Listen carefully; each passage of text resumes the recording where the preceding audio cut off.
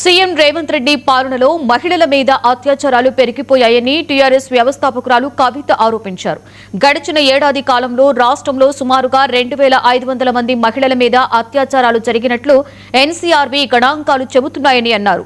రాష్ట్రంలో సగటున ప్రతిరోజు 7 మహిళలు దారుణమైన వేధింపులకు, అత్యాచారాలకి గురవుతున్నారని ఆరోపించారు.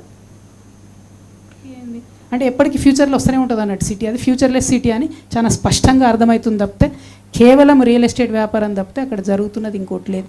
అదేవిధంగా పోలీస్ బ్రూటాలిటీ రోజు రోజుకి పెరిగిపోతుంది రేవంత్ రెడ్డి గారి గవర్నమెంట్లో. కర్ల రాజేష్ అనే యువకుడిని జైల్లో కొట్టి చంపినరు.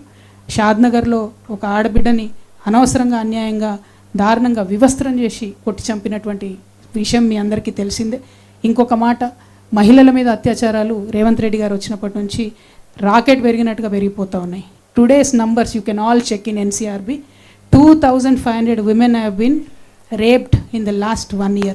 అంటే యావరేజ్ డైలీ ఒక 7 మంది ఆడబిడ్డల మీద అత్యాచారం జరుగుతుంది మన తెలంగాణ రాష్ట్రం. ఇవి రిపోర్టెడ్. అన్రిపోర్టెడ్ ఎన్ని ఉంటాయి? అంటే ఎందుకంత భయం లేదు?